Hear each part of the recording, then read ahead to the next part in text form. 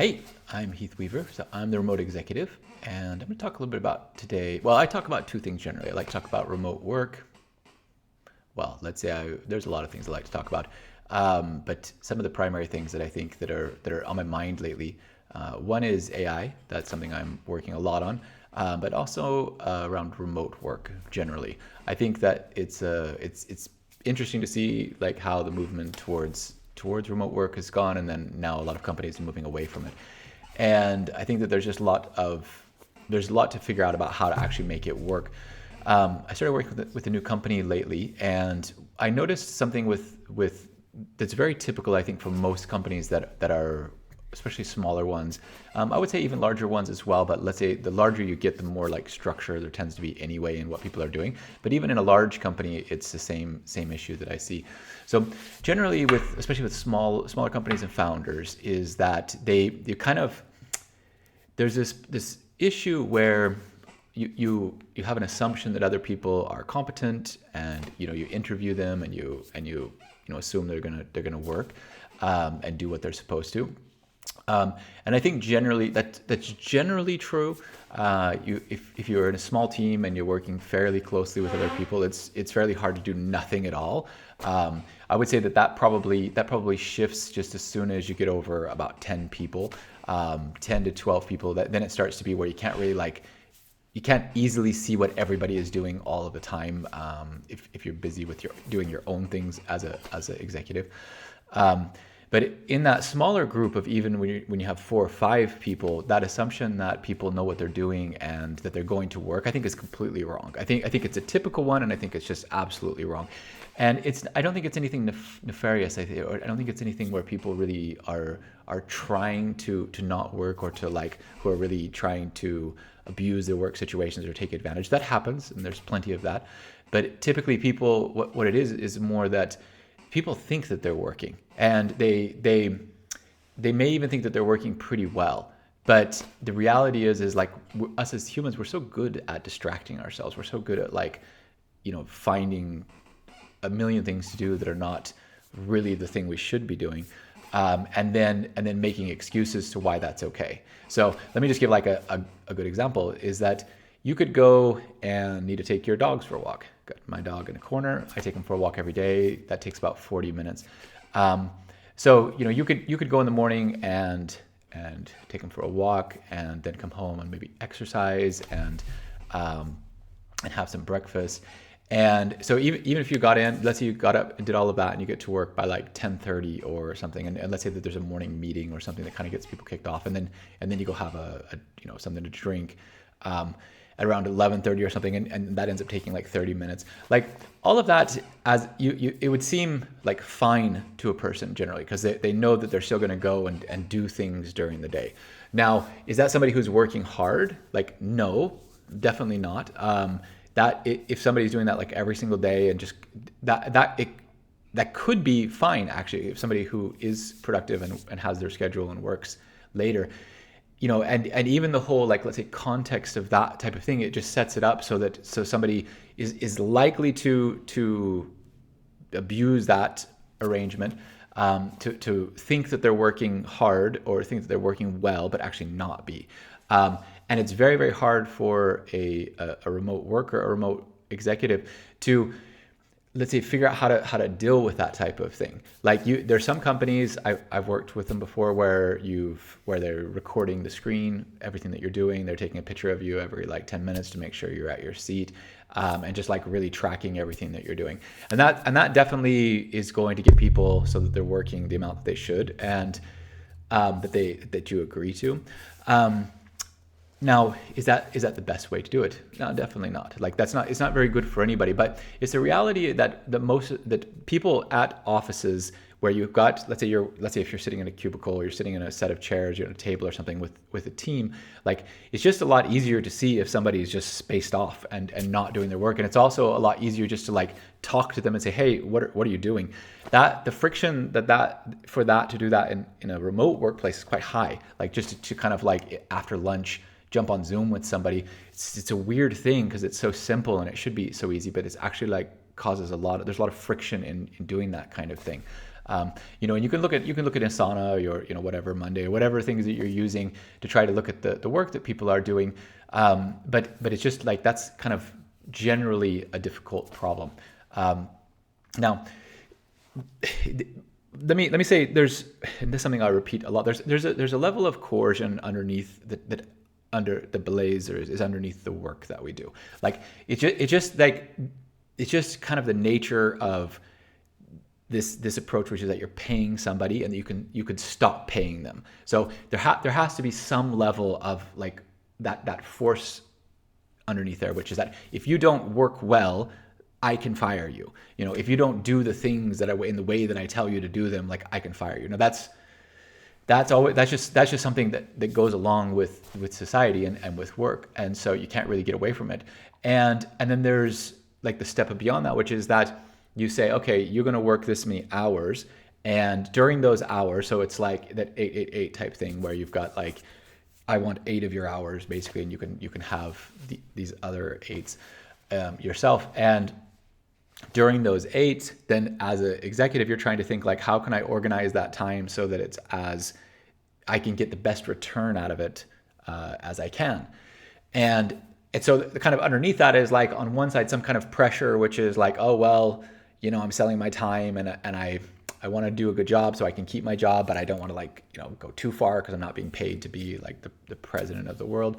And then all of those forces underneath that of trying to like figure out what the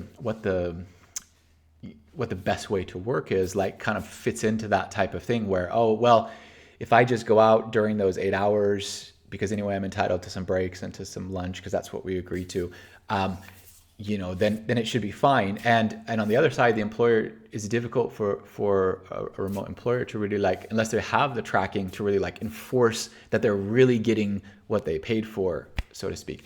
So that's just like kind of a complicated thing. And it's something I don't like to get into that. I don't like to get into having to have those discussions of like trying to get somebody to make sure that they're giving you actually the time. And so I'll just get into like how I approach that. But I think it's important just to understand like that those are some of the forces that are sitting there, and that we can't pretend, we can't say that they're not there. They are there. We can try to find ways that we don't have to like look at them like that. But it's still there. Even if you've created like a very purpose-driven organization, or even if you have a strong mission that people attach themselves to, that still exists there. There's still that thing, where if you're making a lot of money or a little money, like you want to continue to do it and you want to figure out what you have to do that. And there's still some kind of coercion in that you say, you have to do things in the way that I want you to, otherwise I'm going to fire you. That just is going to exist there. So what's the better way? So when I've worked for the last decades, I think it becomes quite clear that when people are very good and they're really effective, they're mainly interested in the result, right? I think that's something which is hopefully fairly clear in business life, is that you're looking for certain results, and when you're at a more senior level, that's what you talk about. You don't care about much of the other things. You just want to say like, what are the things that you want to achieve? Now, there's been some very good books written on the topic, and I think that understanding this idea of a leading indicator and then eventually the result, or lagging indicators and the actual KPIs that we have, that gives us a good clue as to how an executive needs to organize people. I don't think that it's a good idea to organize things based purely on the end result. I think what you need is to organize things based on the leading indicators towards that. So yeah, sorry, my son coming out of the playroom. So when you're looking at that a result versus the leading indicator, it makes sense that you can have a more senior person who is organized by the result.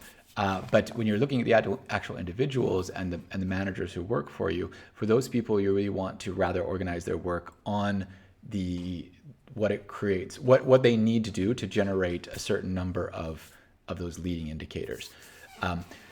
That with a very small team, that can be more difficult. But even with a small team, you typically still have, let's say, certain things which, like let's say functional area that somebody is working in. So in that, they're going to be covering maybe marketing or something like that.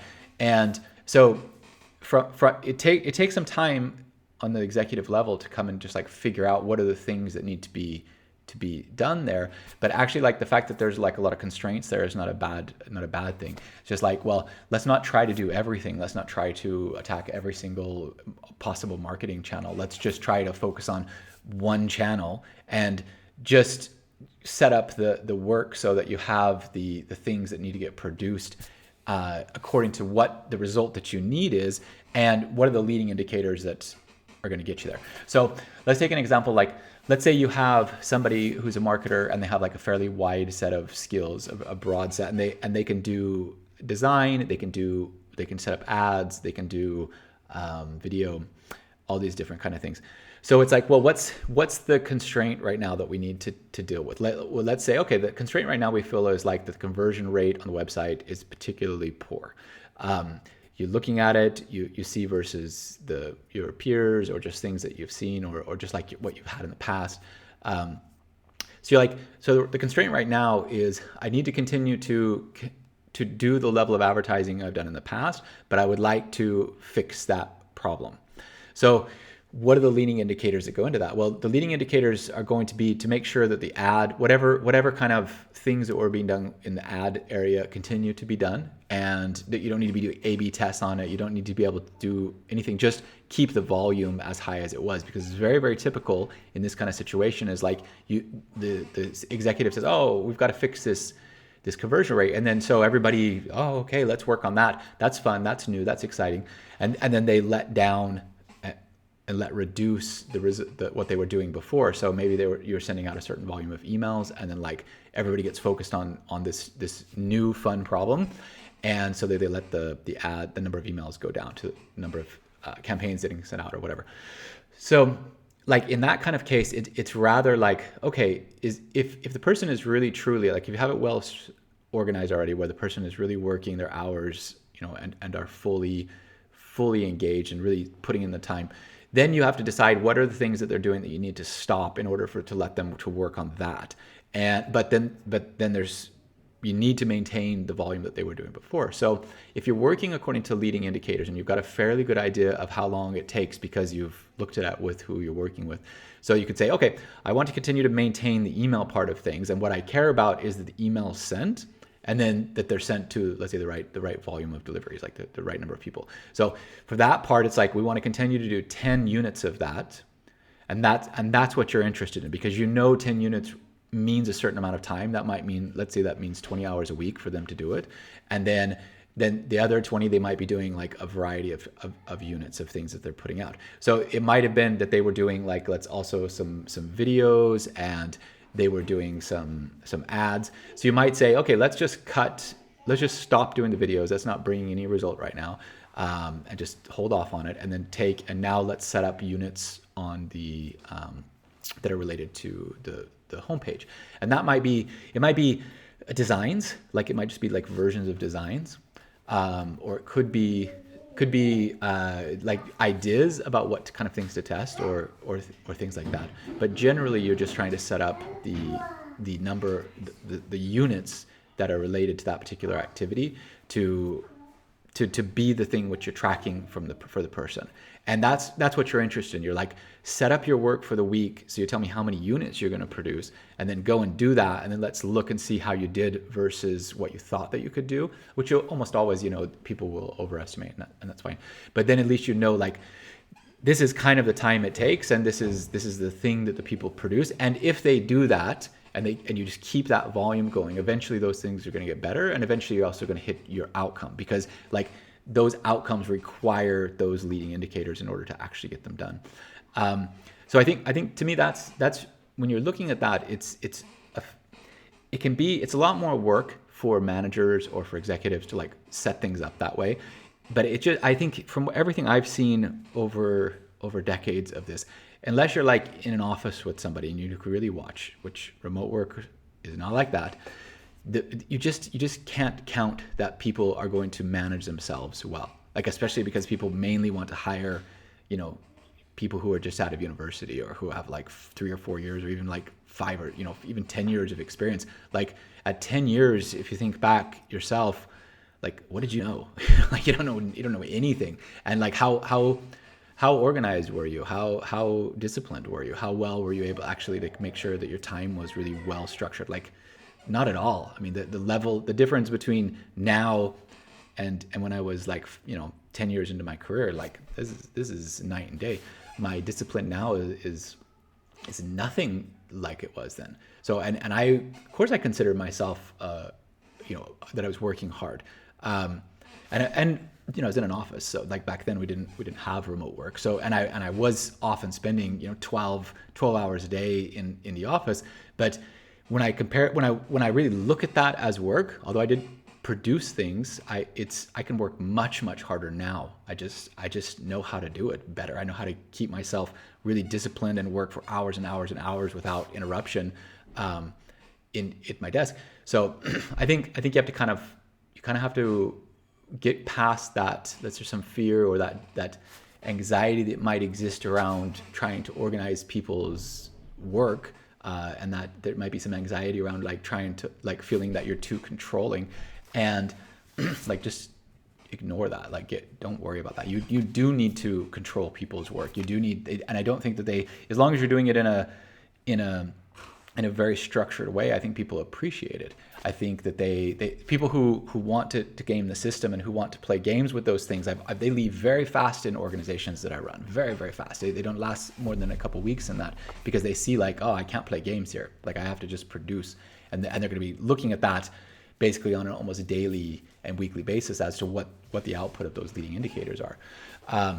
But most people who are trying to do a good job and who want to work well, they're going to appreciate it, and they're going to see that actually they're going to get a lot of reps in on these type of activities. And if you're there looking at the result and helping them to see what works and what doesn't work, and meeting with them on a weekly basis to look at and see what's coming out of it, or maybe even like every couple days to look at the tests they're doing and the results they're having, they're gonna appreciate that, because they're gonna get a lot of your time and they're going to develop and grow because of it.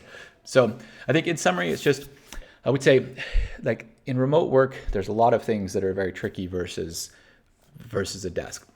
But the amount that people actually work in remote work, from what I've seen, is ridiculously lower than what you see inside of a traditional office. Just by the fact that it's like you got a lot of time and space at your house, and it's really very difficult for most people to really keep themselves very disciplined. And I think most people will convince themselves they're doing a good job, but I just don't think that they are. Most of the time, from what I've seen, they're just not, and they're just kind of fooling themselves. And the what you need to do is just simply figure out what the result, the achievements that you want, the KPIs that you want, reverse engineer those into units, to the units that you need to be delivered as leading indicators, and then set up your people to deliver those units, and then track that, and then just ask them on a regular basis to set that up inside of their Asana setup, instead of whatever system they're using, to show that they've delivered those, and then look at it with them very frequently to see how they can improve it. And I think that you generally get a far higher, and what I've seen is like double or triple the amount of productivity, the amount of results that you get out of people when you start doing this, just because you actually are going to get the work that you're paying somebody for. So I hope that's helpful. I've seen this across many businesses, and I've seen it not being used on many businesses, and to me the difference is really night and day. So leave if you have any comments about that. If you've been in organizations that like that, where they've done something similar, I would love to know what that is, or if you've seen that used and actually was like a hell for you. Like I'd also love to hear about that. Okay, thanks.